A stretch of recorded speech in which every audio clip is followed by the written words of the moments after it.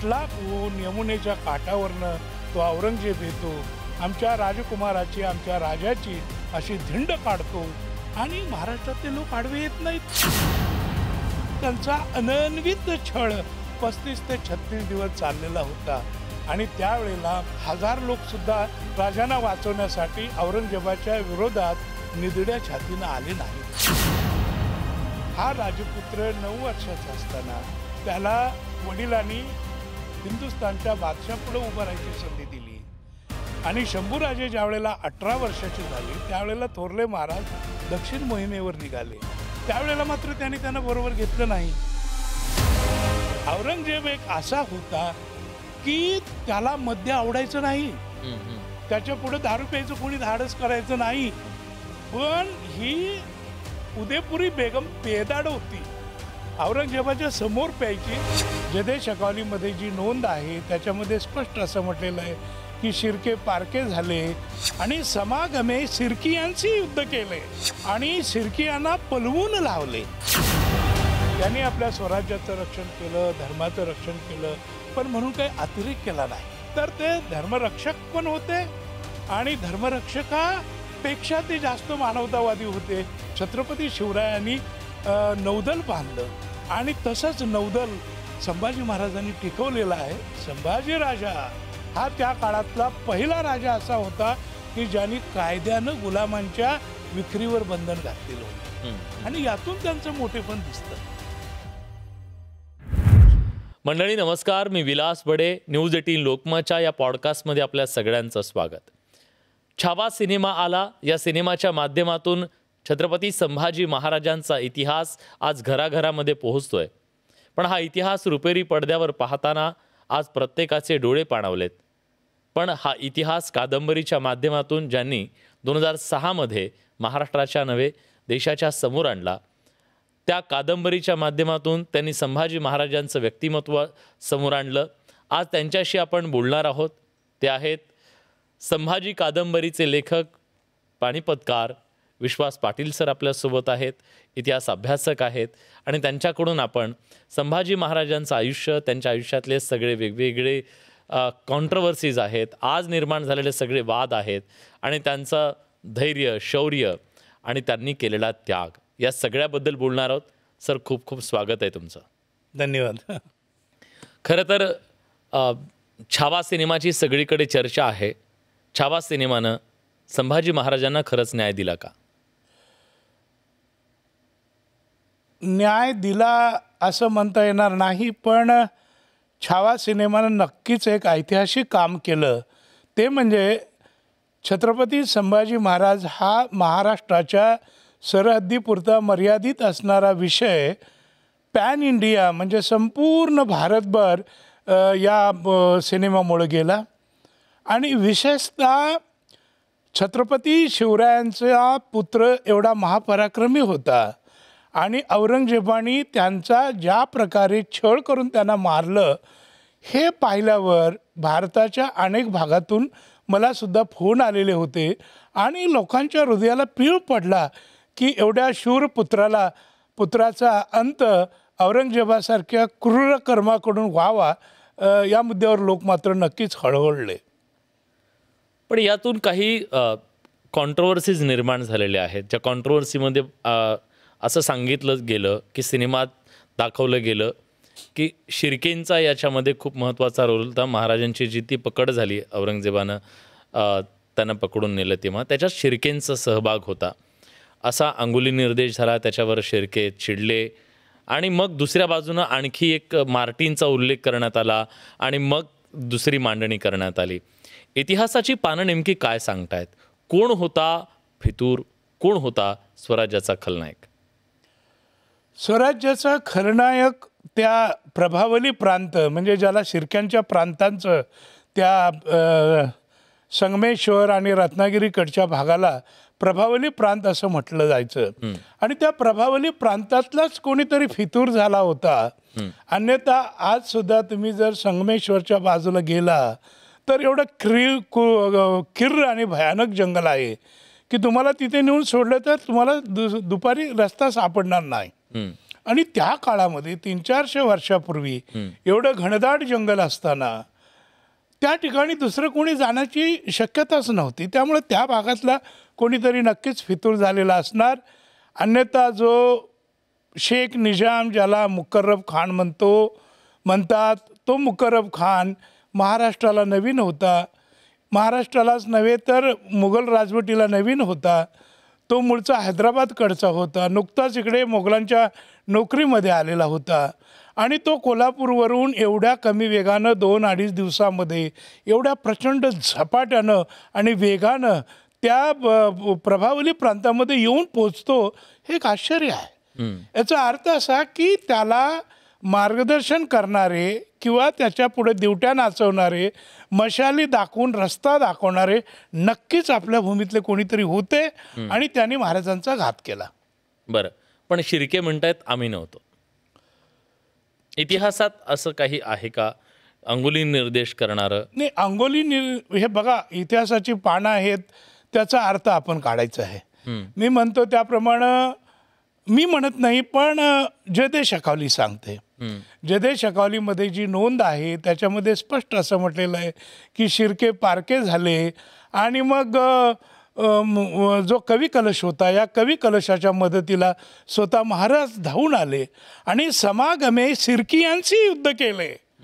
म्हणजे सिरक्यांच्या त्यांनी युद्ध केलं आणि सिरकियांना पलवून लावले आणि खेलनियावरी गेले. खेलनियावरी म्हणजे कुठे, तर आजच्या विशाळगडावर गेले. आणि विशाळगडावर गेले म्हणजे शिर्क्यानं तिथं पळवून लावलं आणि या दोघांनी पळवून लावलं. आणि ही घटना काही पूर्वी 10-5 वर्षापूर्वी घडली होती का? नाही. 3 फेब्रुवारीला महाराजांना जर कैद झाली आणि नोव्हेंबर-डिसेंबरमध्येच हे युद्ध झालेलं आहे. त्याच्यामध्ये शिर्के आणि भोसले यांच्यामध्ये खूप वितुष्ट आलेलं होतं आणि शिर्क्यांच्या मुलकाचा खराबा केला होता. खराबा हा शब्द पत्रामध्ये वापरलेला आहे. तर असे प्रसंग घडलेले होते. म्हणजे शिर्के आणि भोसले, म्हणजे गणोजी राजे शिर्के आणि संभाजीराजे भोसले यांच्यामध्ये खूप काही प्रेमाचं नातं होतं असं म्हणता येणार नाही. पण नंतर त्यांच्यात रोटीबेटीचा पण व्यवहार झाला. रोटीबेटीचे व्यवहार काय सर्व घराण्यातून चालतातच की.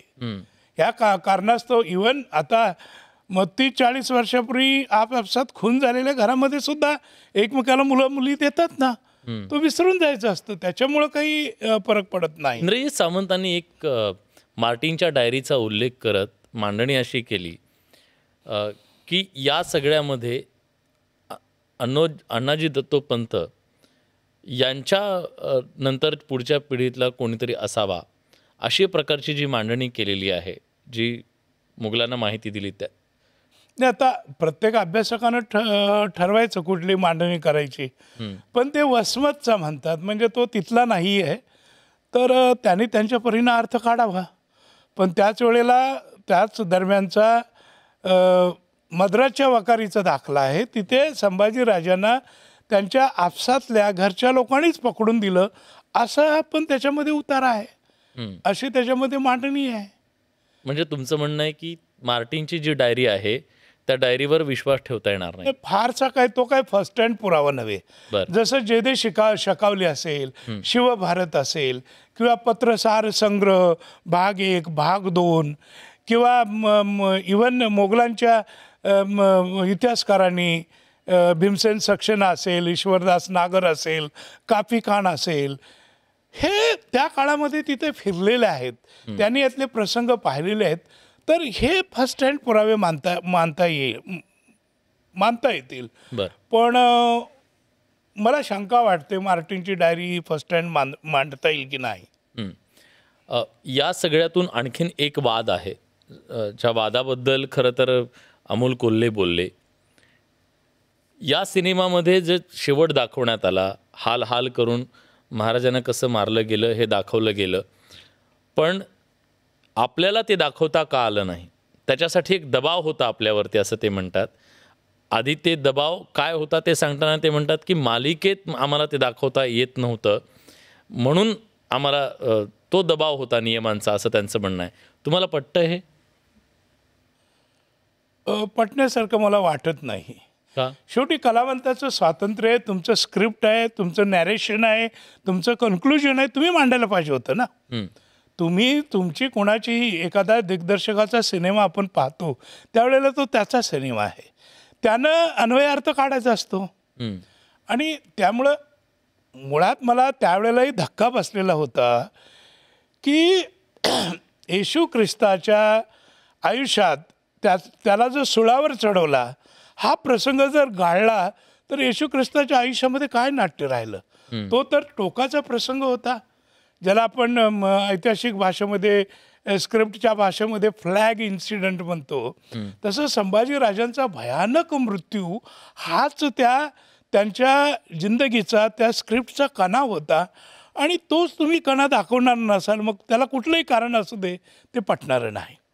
कणा, त्यांच्या सगळ्या कहाणीचा कणा न दाखवणं हा कणा कसा म्हणायचा, काय नाही कणा. आणि शेवटी काय आहे की मुद्दाम टाळलं. त्यामध्ये एक लक्षात ठेवा, याच्यामध्ये शिखर असं आहे की औरंगजेबाचं क्रौर्य आणि एवढ्या क्रूर बादशाला सामोरा गेलेला मराठ्यांचा राजराजेश्वर, हिंदवी स्वराज्याचा दुसरा छत्रपती गेले कसे, त्या कळी काळाला कसे सामोरे गेले आणि त्याच्यामध्ये त्यांच्या व्यक्तिमत्वातला जो धीरोदात्तपणा असेल, निर्भीडपणा असेल, निधडेपणा असेल, हे सगळं त्यातूनच दिसणार होतं. आणि तेच तुम्ही काढलं तर त्याला काय अर्थ आहे. मुद्दाम टाळला असं वाटतं तुम्हाला? दबाव नक्कीच असावा, अन्यथा असं कोण कशाला टाळेल. पण कुणाचा दबाव असणार? आता ते तुम्ही पहा. पण या निमित्तानं मी एवढं सांगेन की मेल गिब्सन नावाचा जो जागतिक कीर्तीचा अभिनेता आहे आणि दिग्दर्शक आहे, यांनी येशू ख्रिस्ताच्या त्या शेवटच्या प्रसंगावर, म्हणजे जेव्हा क्रूस त्याच्या पाठीवर दिला जातो आणि त्याला असं मारत असाच अनन्वित अत्याचार दाखवलेला आहे. तुम्ही त्या सिनेमात पाहिलं तर एक चाबूक मारला तर त्या चाबूक कसा असतो तर त्या चाबकाला खिळे लावलेले आहेत आणि त्यामुळे खिळ्याचा चाबूक ख्रिस्ताच्या पाठीवर बसला, छातीवर बसला की कातडी अशी सोलून निघते. तर असं यातच सिनेमाची सुरुवात होते आणि 2.5 तास हेच आहे. तो सिनेमा ज्यावेळेला रिलीज झाला त्यावेळेला जगभरामध्ये 35 ते 40 लोक हार्ट अटॅक येऊन सिनेमागृहामध्ये मरण पावलेले आहेत. पण म्हणून त्यांनी घाबरले नाही, त्यांनी ते दाखवलं नाही किंवा तो ओमिट केला नाही आणि करता येणार नाही. पण तुम्ही मला सांगा हो की ठीक आहे, टी व्ही सिरियलमध्ये नाही तुम्हाला दाखवता आलं, मराठीमध्ये जेवढी नाटकं आलेली आहेत छत्रपती संभाजी आणि औरंगजेबाची, याच्यामध्ये ते सळया तापवलेल्या आहेत आणि संभाजीराजांचे डोळे काढायला लोक पुढे आलेले आहेत. हा शेवटचा अंक असायचाच, तो कुणीही टाळला नव्हता, टाळता येण्यासारखा नव्हताच. म्हणजे पण ते सिरियलमध्ये आम्हाला हे होते, म्हणजे नियमांचं बंधन होतं असं त्यांचं म्हणणं आहे. क्रौर्य आम्ही दाखवू शकत नाही. बघा बुवा, कारण असं असेल तर मग कंसाचा वध दाखवला नाही पाहिजे, तेही क्रौर्य आहे. असं असेल तर मग रावणाला कसा रामानं मारला हेही दाखवायला नको पाहिजे होतं. तर असे अनेक मृत्यू आहेत ना, त्याच्यामध्ये बंधन कसलं आलं. काही जण म्हणतात की अण्णाजी पंताला कसं दाखवलं मग मारताना. आता ते तुम्ही बघा ना, ते कोलेट करून बघा तुम्ही. ठीक आहे. पण मी पुन्हा कादंबरीवर येणार आहे. आपल्या हे संभाजी कादंबरी आहे, आजच्या पिढीला कळावी, मराठीच्या पलीकडे जगातल्या सगळ्यांना महाराज कळावेत म्हणून तुम्ही हे लिहिलं. हे लिहिताना एक व्यक्ती म्हणून राजा कसा होता, मी नंतर विचारेन एक व्यक्ती राजा म्हणून कसा होता, आधी मला हवं आहे एक राजा व्यक्ती म्हणून कसे होते. मला विचाराल तर मला असं वाटतं की छत्रपती संभाजीराजे यांच्यावर दोघांचा खूप पगडा होता. एक त्यांचे आजोबा शहाजीराजे, ज्यांनी राजमुद्रा लिहून दिलेली, तर त्यांच्याकडून संभाजीराजे संस्कृत शिकले. म्हणजे काव्याची आवड असेल, भाषेची आवड असेल, हे सगळं काव्यशास्त्र, विनोद हा जो झरा आहे, तो झरा हा उमाळा त्यांना त्यांच्या आजोबांकडून मिळालेला आहे. आणि शौर्य म्हणाल तर ते छत्रपती शिवरायांच्याकडून मिळालेलं आहे. आणि मला अलीकडं असं जाणवतं की छत्रपती शिवाजी महाराज आणि संभाजी महाराज हे एकटे दोघं एकत्र जास्त वेळ कुठं आले, तर जी आग्र्याची मोहीम होती मे, जून, जुलै, ऑगस्ट 1666ची, त्या दरम्यान पलंगावर थोरले महाराज झोपायचे आणि त्यांच्या शेजारी शंभूराजे झोपायचे. म्हणजे त्यावेळेला आग्रा आणि दिल्लीकडं महाराजांच्यावर जे कठीण प्रसंग आले ते सगळे त्यांनी आपल्या पुत्राशी शेअर केलेले आहेत, पुत्राला सांगितलेले आहेत. आणि पुत्र त्यावेळेला भाऊपाशामध्ये असायचा. त्यावेळेला संभाजी महाराजांचं वय फक्त 9 वर्षाचं होतं. ते आपल्या वडिलांचं प्रतिनिधित्व मोगलांच्या दरबारात करायचे. तर पित्यांचा त्यांच्यावर खूप प्रभाव होता. आणि हे मी सांगण्याचं कारण असं की शिवाजी महाराजांचं स्वप्न होतं हा जंजिरा किल्ला जिंकावा. 4-5 वेळा त्यांनी जोरदार आक्रमण केली, प्रयत्न केला, परंतु यश आलं नाही. पण संभाजीराजे गादीवर आल्यावर त्यांनी लगेच 1682ला जंजिऱ्यावर मोठं आक्रमण केलेलं आहे. आणि हा प्रसंग मी कादंबरीमध्ये जवळजवळ 60 पानामध्ये तो मांडलेला आहे. तो विराट असा प्रसंग आहे. तर जे वडिलांचं स्वप्न राहिलेलं होतं अधुरं, ते संभाजी महाराजांनी इथं पुरं करायचा प्रयत्न केला आहे. किंवा पितृअभिमानी असं म्हणूया आपण. अगदी पितृअभिमानी आणि पित्याचा खराखुरा वारसदार असं म्हटलं तर वावगं ठरणार नाही. दुसरं कारण तसाच पराक्रमी. दुसरं शिवाजी महाराजांचं वैशिष्ट्य असं की दिल्लीच्या कुठल्याही बादशाला जे सुचलं नव्हतं की आपलं स्वतःचं आरमार असावं. हे स्वतःला आरमार मौर्य काळानंतर स्वतःचं आरमार करणारा महान राजा म्हणजे छत्रपती शिवराय. किंवा की समुद्र ओलांडून जाणं सुद्धा पाप मानलं जायचं किंवा ते चुकीचं मानलं जायचं, तेव्हा आपलं आरमार असावं. हो, समुद्र पर्यटन हे अधार्मिक कृत्य मानलं जायचं. अहो लांब कशाला, गांधीजी ज्या वेळेला या 19व्या शतकाच्या अखेरीला शिक्षणासाठी लंडनला गेले होते, त्यावेळेला गांधीजींना त्यांच्या जातीनं धर्म बहिष्कृत केलेलं होतं. आणि त्याबद्दल गांधीजी नाशिकला आले होते आणि गोदावरीमध्ये त्यांनी डुबकी घेतली होती, गांधीजींनी सुद्धा आपल्या तरुण वयामध्ये. म्हणजे हा पगडा या काळात होता. आणि 16व्या शतकामध्ये 17व्या शतकामध्ये धर्माचा पगडा एवढा असताना छत्रपती शिवरायांनी नौदल बांधलं. आणि तसंच नौदल संभाजी महाराजांनी टिकवलेलं आहे, नवे त्याच्यामध्ये वाढ केलेली आहे. आता आपल्या अलिबाग जवळ जे चेऊल आहे ते 2 चेऊल होते, मोठं चेऊल, छोटं चेऊल, किंवा पोर्तुगीजांचं चेऊल आणि इंग्रजांचं चेऊल म्हटलं जायचं. आणि चेऊल हे गाव एवढं संपन्न नगर होतं की पुण्यापेक्षा मोठं होतं ते त्या काळामध्ये. तर हा जो सगळा समुद्रकिनारा आहे, या समुद्रकिनाऱ्यावर जवळजवळ 40-50 मैलावर पोर्तुगीजांची अनेक ठाणी संभाजीराजांनी पेटवून दिलेली आहेत. एकट्या राजापूर जवळ संभाजी महाराजांचा मायनाक नावाचा जो सरदार होता, त्याच्या हाताखाली 50 जहाजं होती. तर जहाजाचे कारखाने असतील, तोफांचे कारखाने असतील, हे सगळे संभाजी महाराजांनी काढलेले आहेत. म्हणजे he was a innovative also. आणि जी सगळी स्वप्न होती शिवरायांची ती पूर्ण करण्याच्या दृष्टिकोनातूनच त्यांनी आपल्या आयुष्याची वाट चाललेली आहे. अजून एक गोष्ट, ते मानवतावादी सुद्धा होते. ते निर्णय देताना, एक राजा म्हणून निर्णय देताना ते कठोर होते. आणि कविता करताना माणूस भावनिक असावा लागतो, त्याची ती संवेदना असावी लागते. ते कवीसुद्धा होते, ते संवेदनशीलसुद्धा होते. ह्या व्यक्तिमत्वाचे वेगवेगळे पैलूसुद्धा तुमच्या या कादंबरीत दिसतात आणि त्यांच्या व्यक्तिमत्वात दिसतात. हे व्यक्तिमत्वाचं मला तर असं सांगायचं आहे की सामाजिकदृष्ट्या सुद्धा संभाजी महाराज एवढे प्रागतिक विचारांचे होते की शिवाजी महाराजांना आवडायचं नाही गुलाम, म्हणजे आपल्या स्वराज्यातली लहान मुलं मुली जे फिरंगी किंवा सिद्धी विशेषतः पळवून न्यायचे, बोटीच्या बोटी मुलं भरून, आणि परदेशामध्ये कुठं आफ्रिका असेल किंवा वेस्टर्न कंट्रीज असतील तिथं नेऊन ही लहान मुलं विकली जायची. तर ह्या गुलामांच्या विक्रीला शिवाजी महाराजांनी बंधनं आणली होती जाचक की ही पद्धत बंद व्हावी म्हणून. पण संभाजी राजा हा त्या काळातला पहिला राजा असा होता की ज्यांनी कायद्यानं गुलामांच्या विक्रीवर बंधन घातलेलं होतं आणि यातून त्यांचं मोठेपण दिसतं. म्हणजे जरूर ते हिंदू होते जन्मानं. शिवाजी महाराज, संभाजी महाराज हिंदू धर्मात जन्मले, वाढले.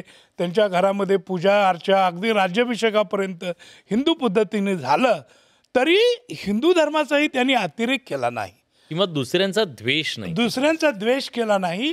उलट ते दोघेही पितापुत्र एका विराट मानवी धर्माचे पाईक होते असं म्हटलं तर. मग प्रश्न निर्माण होतो की ते धर्मरक्षक होते असं म्हणणारा एक खूप मोठा वर्ग आहे. दुसरा म्हणतो की धर्मरक्षक नाही, ते स्वराज्य रक्षक होते. कोण होते? हे पहा, एखाद्या मनुष्याच्या ठायी जर 2 गुण असले तर ते 2 गुणाचं विवेचछेदन करून तुम्हाला वेगळे काढता येणार नाही. हे माझं शरीर आहे, ह्या माझ्या शरीराचे हे 2 बलदंड भाऊ आहेत, हे एका बाजूला काढून दाखवता येणार नाहीत. तो त्यांच्या व्यक्तिमत्वाचा भाग होता. त्यांनी आपल्या स्वराज्याचं रक्षण केलं, धर्माचं रक्षण केलं, पण म्हणून काही अतिरेक केला नाही. तर ते धर्मरक्षक पण होते आणि धर्मरक्षकापेक्षा ते जास्त मानवतावादी होते. हे आपल्याला कुठेतरी मान्य करावं लागेल. तो एक प्रसंग आहे हर्सुलच्या कुलकर्ण्यांच्या संदर्भात. तो काय प्रसंग आहे?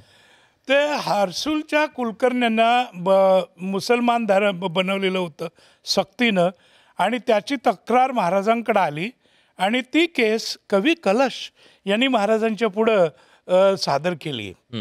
तर त्याच्यामध्ये त्या हर्सुलच्या कुलकर्ण्याला मुस्लिम धर्मातून हिंदू धर्मामध्ये संभाजी महाराजांनी घेतलेलं आहे आणि त्याचं एक इतिहासामध्ये पत्र आहे. तुम्ही जर आवळसकरांचं पुस्तक वाचलं, रायगडची जीवनगाथा, त्याच्यामध्ये सुद्धा ते पत्र छापलेलं आहे आणि अन्यत्र सुद्धा ते पत्र आहे.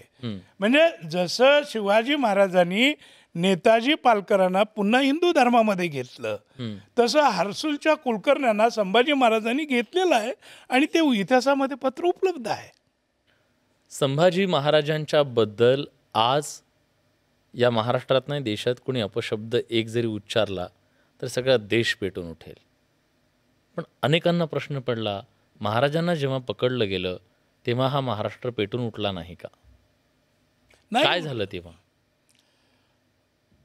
हे पहा, मला नेहमी हा प्रश्न पडतो की 3 फेब्रुवारीला संगमेश्वरला महाराजांना कैद झाली. त्याच्यानंतर शिरकाणातून त्या प्रांतातून रातोरात त्यांना मळे घाटानं किंवा तिवरा घाटाजवळून कराडला हलवण्यात आलं. कराडला मोगलांचं ठाणं होतं, मग तिथं जादा सैनिक आले असतील. तिथून त्यांना शामगावच्या खिंडीतून पुढे आपल्या मसवड, तिथून मग खाली अकलूजला आणण्यात आलं. अकलूजवरून पुढं त्यांना बहादूरपूरला मोठी धिंड निघाली. बहादूरपूरवरून त्यांना शेवटी त्यांचा जीवनांत हा भीमेच्या काठी झाला, म्हणजे तुळापूर आणि वडुबुद्रुकच्या मध्ये झाला. या सगळ्या प्रवासात राजांना पकडल्यापासून त्यांची धिंड काढणं, त्यांची मिरवणूक काढणं, त्यांची बदनामी करणं, त्यांना विदूषकाच्या पोशाखामध्ये फिरवणं, हा त्यांचा अनन्वित छळ 35 ते 36 दिवस चाललेला होता. आणि त्यावेळेला महाराष्ट्रातला 500 किंवा 1000 लोकसुद्धा राजांना वाचवण्यासाठी औरंगजेबाच्या विरोधात निधड्या छातीनं आले नाहीत. हा इतिहास आहे. काय कारण होतं? आता याच्यामध्ये 2 एक छोटी उदाहरणं आहेत की 32 शिराळ्याजवळ दीक्षित नावाचं कुटुंब आहे, किंवा पलीकडे पन्हाळ्याच्या खाली पुन्हाळचा आमचा ज्योत्याजी केसकर होता. तो महाराजांचा जवळचा मित्र आणि सरदार होता. ह्या ज्योत्याजी केसकरांनी आणि दीक्षितांनी 32 शिराळ्याजवळ संभाजी महाराजांना वाचवण्याचा प्रयत्न केला होता असं म्हणतात, पण तोही काय फार मोठा यशस्वी प्रयत्न नव्हता. त्याच्यानंतर पुण्याजवळ पुनावळे आणि इतर काही 2-3 गावं आहेत, त्यातले काही लोक संभाजी महाराजांच्या मदतीसाठी गेले होते असं सांगितलं जातं. या उपर काही पुरावा नाही, या उपर कोणीही पुढे आलं नाही. मला इतिहासाचा अभ्यासक म्हणून मला असं वाटतं की नेपोलियन बोनापार्टचे फ्रान्सवर उपकार होते आणि नेपोलियन बोनापार्टला जगातल्या इतर राष्ट्रांनी कैद केलं, एका बेटावर नेऊन ठेवलं आणि तिथून तो सटकून पुन्हा आपल्या मायदेशामध्ये आला. म्हणजे कुठे आला? फ्रान्सला आला. आणि नेपोलियन बोनापार्ट समोर आपल्या किनाऱ्यावर आल्यावर कळल्यावर हजारो लोक त्याच्याबरोबर चलो पॅरिस किंवा टुवर्ड्स पॅरिस, टू पॅरिस म्हणून पॅरिसकडं जवळजवळ शेवटी लाखापर्यंत संख्या आली आणि पुन्हा तो राजा झाला नेपोलियन बोनापार्ट. तसं मावळातली असतील, महाराष्ट्रातली असतील, एक 5-50 गावं का पेटली नाहीत? 10-15 हजार लोक का धावून गेले नाहीत? आणि मला मनाला क्लेश असा होतो की आमचे मोठे महाराज शिवाजी महाराज 1680ला त्यांचं महानिर्वाण झालेलं आहे आणि फक्त 9 वर्षांनी कुठला कोण यमुनेच्या काठावरनं तो औरंगजेब येतो, आमच्या राजकुमाराची, आमच्या राजाची अशी धिंड काढतो आणि महाराष्ट्रातले लोक आडवे येत नाहीत. म्हणजे कुठंतरी आपल्या लोकांचं चुकलं होतं, कुठंतरी आपण अपराधी होतो, असं मला आपापसात वाटतं. आपण दुभंगले होतो, अपराधी पण होतो. बर. जेव्हा पडद्यावरती ते सगळं बघितल्यानंतर आज प्रत्येकाच्या डोळ्यात पाणी आहे, अस्वस्थ करणार आहे ते सगळं, आणि तो इतिहास आहे. हो, मी 350 ही वर्ष. कादंबरी लिहित असताना अनेक लोकांनी मला फोन केले, पत्र लिहिली की तुमची 95% कादंबरी आम्ही अशी झरझर वाचली, पण उरलेल्या 5%साठी 10-10 दिवस थांबून 3-3 पानं 4-4 पानं थांबून आम्ही वाचली. तुम्ही कसं केलं? तुम्ही तर लिहिलंय हे सगळं. हे लिहिताना ते लिहिताना काय वेदना झाल्या? हे लिहिताना शेवटचे जे 35-40 दिवसाचे प्रसंग होते, एका बाजूनं माझ्या हातातून पेनातली शाई गळत होती आणि दुसऱ्या बाजूनं अश्रू गळत होते, अशी माझी अवस्था झालेली होती. हे पचवायला रिचवायला खूप अवघड आहे, भयानक आहे. 350 वर्षानंतर सुद्धा 350 वर्षानंतर आज महाराष्ट्र चे डोळे पाणावलेत. पण प्रश्न हा आहे की औरंगजेब इतका क्रूर का झाला? क्रूर का झाला म्हणण्यापेक्षा तो मुळात क्रूर होताच. म्हणजे त्यांनी आपल्या तिन्ही भावांना ठार मारलेलं आहे. जो दिल्लीच्या गादीला, आग्र्याच्या गादीला, हिंदुस्थानच्या गादीला काबिल मानलं जायचं, तो दारा शिकोह, त्याचं मुंडकं तोडल्यानंतर ते त्याचंच आहे का हे बघण्यासाठी 2-2 तास त्यानं आपल्या हातामध्ये घेऊन खेळवलेलं आहे आपल्या भावाचं मुंडकं. त्यानंतर आपल्या परिवारातले जवळजवळ 40भर लोक त्यांनी ठार मारलेले आहेत, कारण त्यापैकी कोणीतरी उद्या बादशाह होईल, मग त्याच्यामध्ये पुतणे असेल, चुलत पुतणे असेल, आणखी कोण असेल. हे तो त्याचा विधी निषेध बाळगणारा नव्हता. एवढंच नव्हे तर तो एवढा म्हणजे ग्रॅबर होता, एवढा जे पाहिजे ते आपल्याला पाहिजे, आणि दुष्टपणा होता. आता दारा शुकोची एक अतिशय सुंदर 2 सुंदर त्याच्या राण्या होत्या, एक उदयपुरी बेगम आणि दुसरी राणा दिल. आता उदयपुरी बेगम कोण होती तर शी वॉज अ जॉर्डियन, म्हणजे जॉर्जियामध्ये जन्माला आलेली एक पाश्चिमात्य स्त्री होती आणि ती अतिशय सुंदर होती. तिला ती पहिली दारा शुकोची बायको होती आणि दारा शुको बरोबर लग्न मंडपात बघितल्यावर हा भाऊ असून भावाच्या पत्नीवर त्याचा जीव गेला आणि त्याच वेळेला त्याच्या डोक्यात कुठंतरी आलं की मी या माझ्या भावाला बाजूला करून ज्या वेळेला मी हिंदुस्थानचा बादशाह होईल त्यावेळेला मी हिला राणी बनवेल, आणि त्याप्रमाणे उदयपुरीला त्यांना राणी बनवलं. औरंगजेब एक असा होता की त्याला मद्य आवडायचं नाही, त्याच्या पुढे दारू प्यायचं कोणी धाडस करायचं नाही, पण ही उदयपुरी बेगम पेदाड होती. औरंगजेबाच्या समोर प्यायची, रात्री बिछाण्यावर सुद्धा ती प्यायची आणि औरंगजेब तिथं काही करू शकला नाही. आणि दुसरी जी राणा दिल होती ती दाराचीच पत्नी, पण तिच्याशी याला लग्न करायचं होतं आणि त्यांना कळवलं की मला तुला पाहायचं आहे, तू ये आणि तू मला हवी आहेस.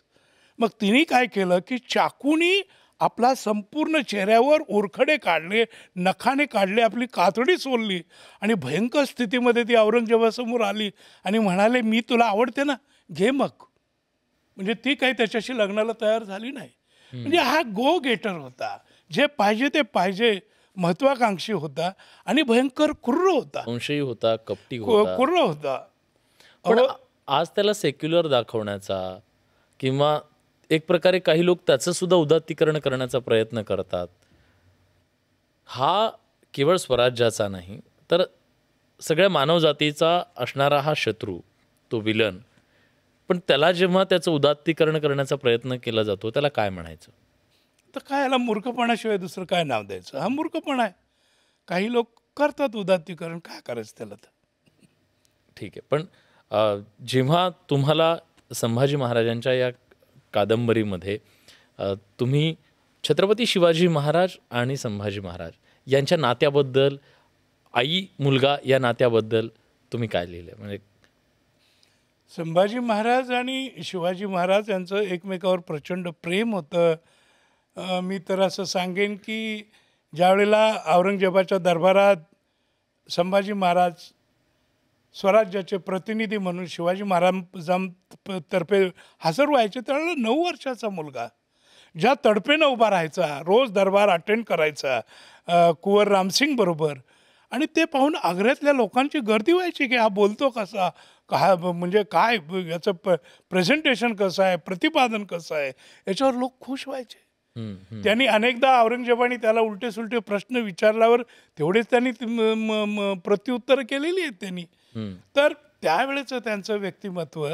आणि नंतर ज्या वेळेला रायगडावर भाऊबंदकी माजली, मुळात असं आहे की हा राजपुत्र 9 वर्षाचा असताना त्याला वडिलांनी हिंदुस्थानच्या बादशापुढे उभं राहायची संधी दिली.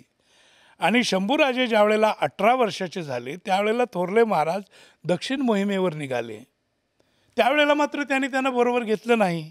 बरोबर घेतलं नाही तर ठीक आहे, पण त्यांनी रायगडावर सुद्धा राहायचं नाही. त्यांनी कोकणामध्ये श्रंगारपूरला जायचं आणि पाहुण्यांच्या घरी राहायचं, असं बंधन त्यांच्यावर आणलं. याचं कारण असं की सोयराबाई आणि इतर कारभारी यांचा एक पक्ष झालेला होता. आणि मोरो दादाजी नावाचा त्यांचा एक कारकून होता, सर कारकून, ज्याच्याकडे गोव्याकडचा बराचसा व्यवहार असायचा. तो मोरो दादाजी आणि अण्णाजी दत्तो यांच्यासारखे काही कारभारी भ्रष्ट होते. आणि हे कारभारी भ्रष्ट आहेत असं हे 18-19 वर्षाचे राजकुमार युवराज उघडपणे बोलायचे. त्यामुळे ते कारभाऱ्यांनाही नको होते. आणि त्यामुळं त्यांना दक्षिण मोहिमेला नेलं नाही याचा राजांना खूप राग आला. आणि म्हणून ते मग दिल्लेर खानाकडे गेले, पण फार दिवस राहिले नाहीत. 5-6 महिन्याच्या आत परत ते शिवरायांना येऊन मिळाले. आणि त्या पितापुत्रांची जी भेट झाली ती जानेवारी 1680 मध्ये झालेली आहे पन्हाळ्याला. एक 5-6 दिवस जी काही भेट झाली असेल ती. त्यानंतर महाराज हनुमान जयंतीला 3 एप्रिल 1680ला मृत्यू पावले. म्हणजे वडिलांचं पुढं काही फारसं सहवास त्यांना मिळाला नाही. पण आपल्या वडिलांचा आदर्श त्यांनी वारसा पुढे नेण्यासाठी वारसा पुढे नेण्यासाठी खडोविकोडीचा प्रयत्न केला. जीवनाची ते झुंजले आणि त्या झुंजीमध्ये त्यांनी प्राण गमावला, पण आपलं ध्येय गमावलं नाही. खरंय. आणि म्हणूनच 350 वर्षानंतर सुद्धा हा राजा आज लोकांच्या मनामनात जिवंत आहे. भलेही त्यांना हाल हाल करून मारलेलं असेल, आजही हा महाराष्ट्र त्यांच्यासाठी अश्रू ढाळतोय आणि त्यांच्याबद्दलचं प्रेम, त्यांच्या त्या त्यागाची आठवण ठेवतोय. खूप खूप धन्यवाद. कारण तुमच्यासारख्या लेखकांच्या माध्यमातूनच संभाजी महाराजांचा हा देदीप्यमान इतिहास लोकांपर्यंत पोहोचतोय. मराठी भाषिकांच्याही पलीकडे जगभरात तो पोहोचतोय. आणि आज आमच्या प्रेक्षकांनाही तुम्ही विशेषतः ही संभाजी कादंबरी इंग्रजीमध्ये आल्यानंतर तामिळनाडू असेल, पंजाबमध्ये असेल, अनेक ठिकाणावरून मला फोन आले, पत्र आले की हा विराट इतिहास पहिल्यांदाच आम्हाला समजतो आहे. म्हणून ही कादंबरी माध्यमाचा पण सिनेमा इतका नसेल, पण थोड्याफार प्रमाणात का होईना प्रभाव आहे.